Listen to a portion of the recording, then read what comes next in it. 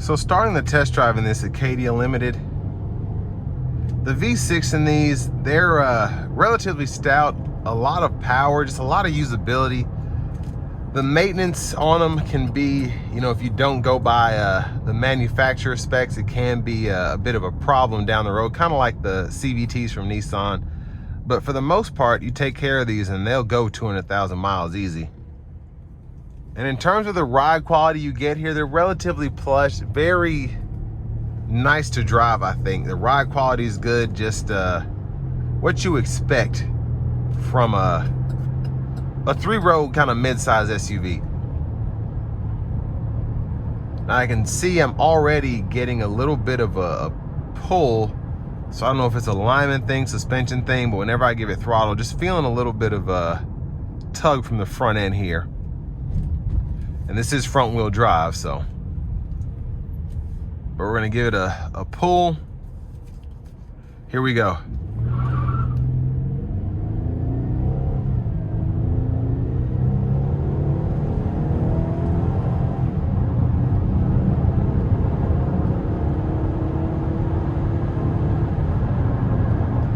So, I mean, I barely put my foot down. It was just kind of, I guess where I put my foot down so fast in this front wheel drive, it's just, I guess, higher displacement V6, it wanted to squeal the tires just a tad.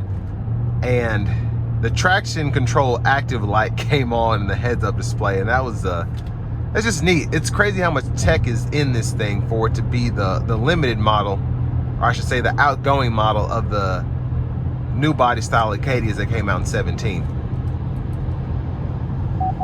But I want to give a huge thanks to Chevrolet Buick GMC of Murfreesboro for allowing me to review this Acadia today. I'll leave a link below in the description. If you're looking to find the best price on one of these closer to home, click that third link down below. It takes just a minute to fill out your information, and I'll make sure the local dealers are fighting to get you the best price on this or whatever pre-owned vehicle you might be interested in. Now, I will say it's driving pretty nicely. Again, when I give it throttle, make sure no one's around me, it does like to pull to the left just a tad. So that's something that needs to be fixed. The alignment seems to be good. The brake pedal itself, whenever I hit it, you just feel a light squeak, or you hear a light squeak. And when I first started driving this low RPMs, I'm just hearing a little bit of a rattle coming from the front. I don't know if it's coming from this dash or from the engine bay. So, but I mean, that's pretty much all I've noticed on this thing for it to be a 10-year-old vehicle with 87,000 miles on it.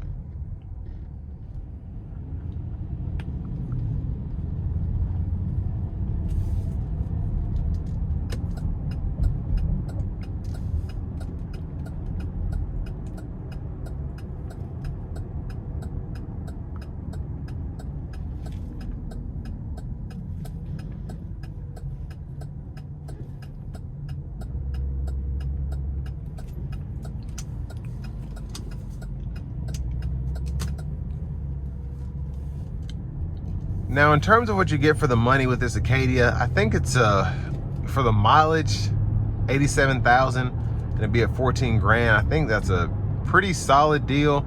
I would definitely just make sure that the brake pedal here and whatever's causing it to kind of pull to one side is taken care of. Everything else to me is just kind of not really a big deal. It's a used vehicle, again, 10 years old. The rattle and whatnot doesn't really bother me. Now, if it's a mechanical thing, then I'd get that checked out, but it might just be a nuisance. And with the radio on, you're not going to notice it. But now I'm starting to think it might be the shocks or the struts here. Because if these haven't been replaced to be 10 years old, it would kind of add up.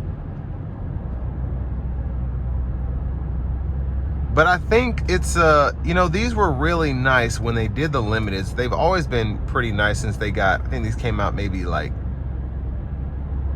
12 or 13. I can't really remember when they kind of got this updated refresh.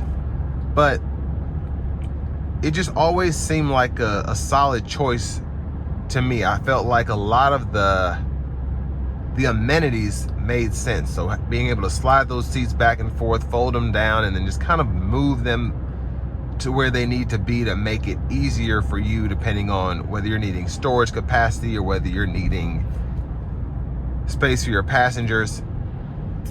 And then even this dated heads-up display that looks like it's from a 1995 Corvette is a nice touch as well. I really like that, and being able to change the view. So I just think there's a lot that GMC kind of put in here to make it worth people's while just to get these as the new body style Acadia was coming out. But I mean, relatively thirsty. I think it's 16, 17 miles per gallon city, 23, 22 highway. But again, for what you get here, I think it's a solid option, especially if you're trying to get something that's really nice on the inside, looks good on the outside, and have it all under 15 grand. But this will bring me to the end of my review of this 2017 GMC Acadia Limited in the SLT trim level.